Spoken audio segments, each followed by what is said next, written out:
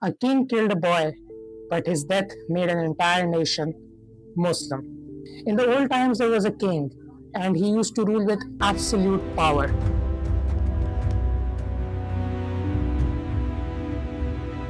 The king used a magician to keep the people under his control, and he used the magician to amaze the people, to confuse them, to show them miracles, so that people never revolt and always be under his authority.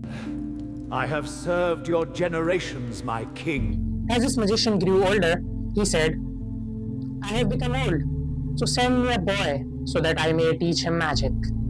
So as the magician demanded, the king sent a young boy to the magician. So that he may teach him magic and the king's rule can be continued. Boy started going to the magician, started to learn, but one day, on the boy's way to the magician, he saw a monk. He was a righteous worshipper of Allah. So the boy sat with him and started to listen what the monk had to This preach. light represents the wisdom passed down through generations. The boy slowly started to be convinced because the monk taught him that there is only one God and worship should be alone for him, and that the king and the magician were on the falsehood. And now the boy had a split life. On his way to the magician, he would always visit the monk. So now he was also going to the monk for truth, and he was also going to the magician because he was forced to. Because of this, he started getting late to go to the magician.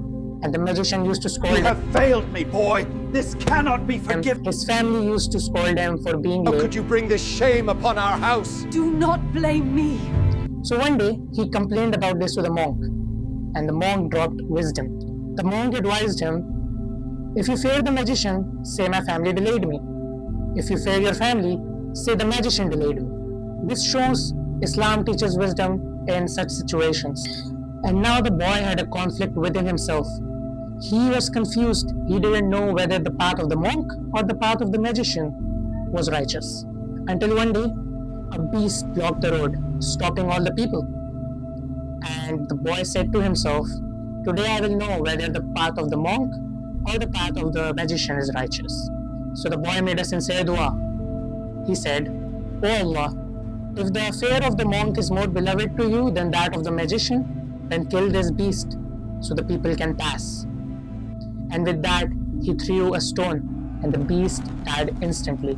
The people passed, and today the boy was 100% sure that the path of the monk was actually the right one. After this, Allah honored the boy, and Allah gave him the ability to cure the blind. And the boy began healing people, but he always used to say, it is not me who heals you, it is Allah who heals. Until all of this took a turning point. A very close servant of the king was also suffering through blindness. And he got to hear about this boy who is healing and curing people by Allah's will. So the servant of the king visited the boy and he offered boy gifts. He said, if you cure me, then all these gifts shall be yours. But subhanAllah, the boy replied, I do not cure anyone. It is Allah who cures. If you believe in Allah, I will make a dua for you. The man believed, and Allah restored his sight. The servant of the king returned to the king in the palace, and the king was shocked. And the king asked him, who gave you your sight back? To which the servant replied, my lord. The king was furious, and angrily the king asked him, do you have a lord besides me? To which that man replied with, my lord is Allah.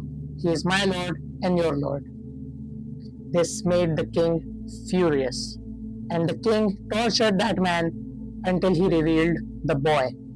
The boy was brought. Your stubbornness will cost you dearly. Abandon this nonsense now, or your life is forfeit. And they tortured the boy until he revealed about the monk. Then the monk was brought. So now the king gave the monk a very tough choice.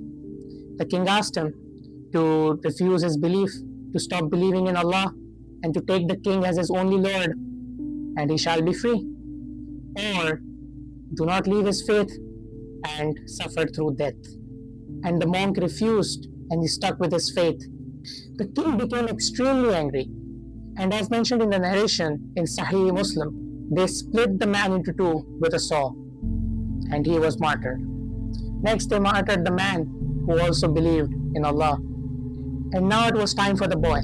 So the king ordered, take the boy to the mountain and throw him off the mountain if he refuses to stop believing in Allah.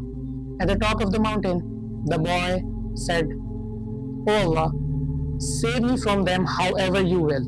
And then the mountain shook. All the soldiers fell down and the boy returned safely. The king was shocked, but also more angry.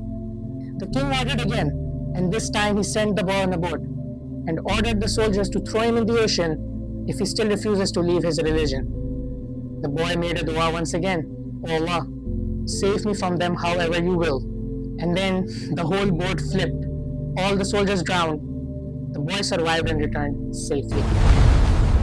This time when the boy came back to the king, the boy said, "You will not be able to kill me unless you do what I command." And the boy told him, "Gather all the people in one place, crucify me to a tree, take a bow from my quiver, and shoot the arrow towards me after saying, Bismillah Rabbal Ghulam," which translates to, "In the name of Allah, the Lord of the boy." The king did exactly that and shot the arrow towards the boy. The arrow struck the boy. The boy placed a hand on his wound and died. And this made a crazy impact because the whole nation was watching this happening. And they saw the truth. They saw how, when the name of Allah was taken, the boy died. They saw the truth and they started to believe in the Lord of the boy. The whole nation revolted. The whole nation went against the king. They all chanted, "We believe in the Lord of the boy." To which the king became furious, and the tyrant king ordered the trenches to be dug and to be set on fire and to throw everybody who refuses to believe in him and believes in Allah to be thrown in those trenches. As mentioned in Surah Al-Buruj, chapter 85 of the Quran, it is mentioned, "Cursed were the companions of the ditch, the fire full of fuel, when they sat by it and witnessed what they were doing to the believers, and they punished them only because they believed in Allah." Believers were thrown into the fire, but they did not leave their religion. You do not have to be old to make an impact, to say the truth.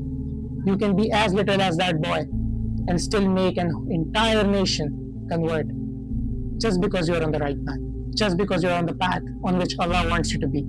So try to be like the boy. Stay on the right path even if the whole world goes against you, because at the end, Allah will reward you with something great, inshallah.